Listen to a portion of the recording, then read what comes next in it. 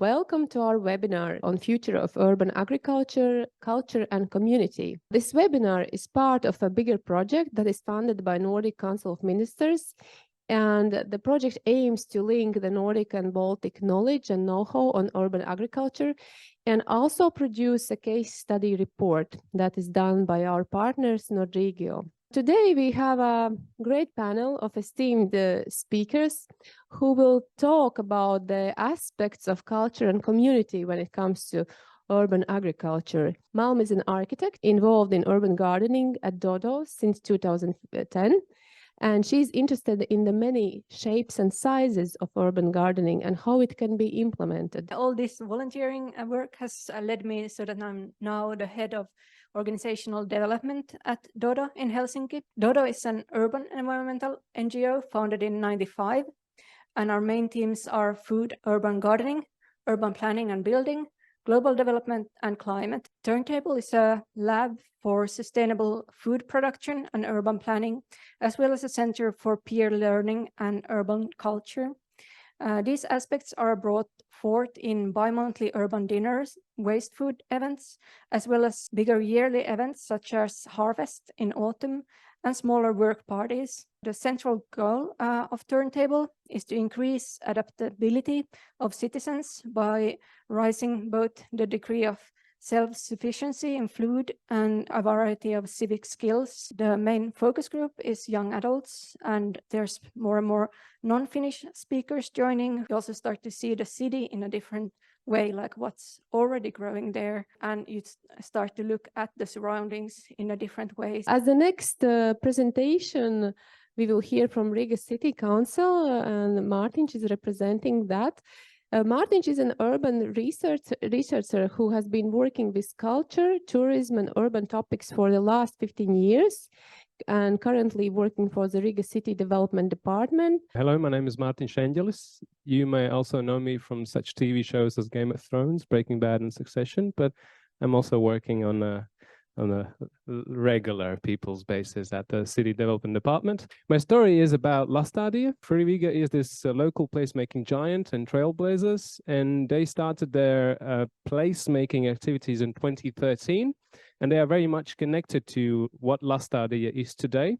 And it all started in 2013, where good friends of mine decided to point out vacant houses, and they wanted to impress people by saying that we can do something else with vacant houses. And in 2014, when Riga was the capital of culture, they made these stickers and they put them on every single vacant house in the city, saying that we have a problem. Lastadia is a community garden, also a cultural space and do-it-yourself center. Thank you, Martin. It's very inspirational. Hege is calling in from Svalbard. Since 2020, she works as a business consultant and assists SMEs with application writing, project planning, and so on. And Hege also coordinates the culinary business network in Svalbard. I'm happy to be here to tell you about Robert and my story about Svalbard Brewery, Distillery, and Horticulture. Svalbard is located very close to the North Pole. It's actually closer to the North Pole and it's to the mainland of Norway. We live in Longyearbyen. We are approximately 2,400 people living here from more than 50 nationalities. We have very little local food supply. We have some fishing, some reindeer, but most of the islands are snow, ice and rocks, so that's not very much local production. A small look at the history. Robert is the founder of this, and he is a man of many great ideas. Back in 2019, he wanted to establish a brewery in Longyearbyen. But the Norwegian law said that it was not allowed to make alcohol in Svalbard. So he made an application, made a phone call to the government every month for 5 years before they changed the law. So now he could establish his brewery. Svalbard and Longyearbyen has their 120 years history of coal mining that will come to an end in a couple of years. So we see a lot of changes in the Svalbard society where we need to find new kinds of jobs. We need to make us living up here more sustainable. The project is that we want to make joint facility for Svalbard Brewery that needs more space. They are expanding. They are starting their export to Europe. And we also see that to be more sustainable, we can make our own greens and vegetables up here instead of taking them by plane. So we want to develop that new green solutions that fits into the Arctic environment. Hopefully we will have our first container farm up here in a year. Thank you, Hege. Very interesting insights. Let's start with the questions from public. Is there a story of people getting the feeling of success through this urban agriculture? Urban dinners that we arrange that are all free and open. In summer, we have them in the greenhouse. So we get surplus food from a local store, and then we also have harvest from our garden, and together prepare this to a dinner. It's like community or getting together, eating together, and then often it's combined then with a discussion or presentation of something. So we heard about this Plant Clan, which is a new community garden in Helsinki. Connections as a success, definitely. How can one reach out to those in the society that could need a community like this, like Lastādija or Dodo, but struggle with finding it? If you have a community like that, and if you want to reach more people, then, and especially if we are talking about a location like I defined, which is not the wealthiest location, which has a lot of difficulties and it is a fragile community, then the only way how to reach the people is by slowly building a relationship. And that's it. But if you are someone living somewhere and looking for a community like that, then I believe it's even harder, because most of the people don't really have time just to sit all day and Google what kind of communities we have around. But again, probably the question is just try finding a place, try probably asking around. It's a kind of the question of communication. Even if you have 5 minutes free time during the day, and even if you're tired, but if you really have this sort of need for looking, and if it's a priority of yours, I think you will find those 5 minutes somehow. Hege, do you see that you have a local community interest in the brewery, or how the things are evolving there? I think the local community is really interesting. We're interested. We are living in a small place. We know each other. We don't have any greens. We don't have any trees here. A lot of people tries to grow things inside.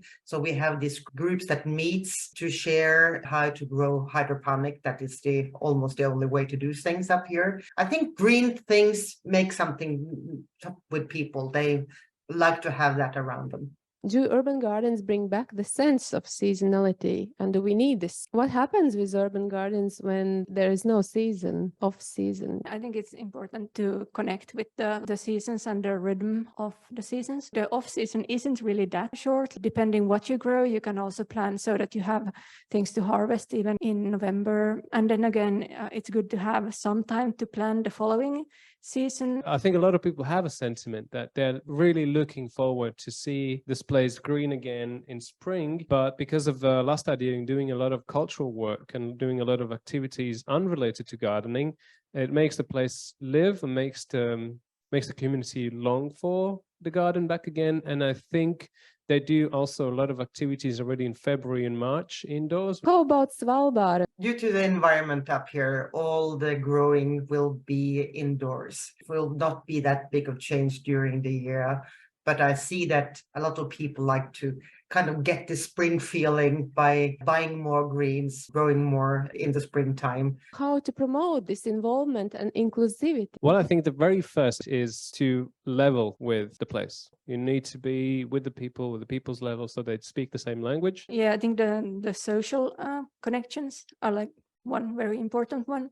And then celebrations, celebrating the harvest. We have a lot of creative people up here with blues festivals, jazz festivals, literature festivals, and the food festival in October. So we have actually a lot of people that are really engaged in different kind of cultural activities. Can you come up with an urban myth about urban gardens and challenge that urban myth? like around 10 years ago, there was a lot of the notion that, yeah, so the city is growing food for people in the city. And then to explain like, yeah, it's these people who are growing food here in the city. It's not the city growing for the inhabitants. So then signage helped. Mārtiņš, do you also have an urban myth?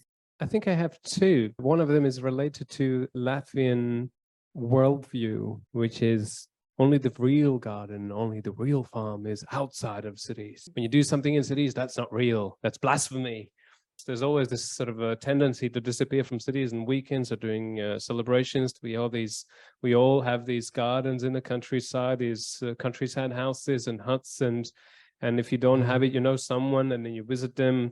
So you don't do gardening in city. But it's changing because when you look at the numbers, you see that 1/3 of a country lives in Riga, and then probably 2/3 live in urban, or even more than 2/3 live in urban environments. So why would you rob yourself of building a better location where you live instead of waiting for weekends and just spend around the green area for 1.5 days? And the other myth is that it definitely is polluted, right? It is polluted, right? You can't eat a berry from an urban garden because most likely you will die in agony and everything bad is going to happen. But if we talk about Riga, it's not that bad of a location to grow things. The only kind of side effect that they have from growing food is they have become happier. Probably it's contagious. I don't know. Probably you can get that from, urban berries. Urban gardening is just as healthy or probably unhealthy as buying plastic food from supermarket. Sometimes we can't do such activities because of one very stupid reason: capacity. I work with Rigas Measure, which is this organization that works with the greenery of the city, and they say we simply have no people of doing a lot of things. We need to organize the basics, and even that we can barely do. So we need more people. So just to wrap up our webinar, the call for action, what should be done today, in a month, in a year, to move forward with what you're doing? So Mom, let's start with you. Yeah, now it's a good time to sow the seeds. The grounds have warmed up to sow something today. And in a year, you can do the same. So maybe something more. Until then, you can also work on showing these places that are around and showing them to your city municipality. If you want to have something similar, look for the examples, because they are out there. Not only these that we've seen, but also in the region, other places. So I think my first call to action is, let's just try talking to each other and let's just inspire each other. More and more, it turns out to be a very valuable thing. Just understanding each other and understanding how can we find a solution or a compromise in situations. We are positive. We think we can do this. We want to do this. We see that this is actually the best low-hanging fruit solution for Longyearbyen to have more local food supply. And we have a lot of support and a lot of people that are sharing for us. So with this, I would like to thank everybody. Thank you, the keynote speakers, for the insights and definitely inspiration.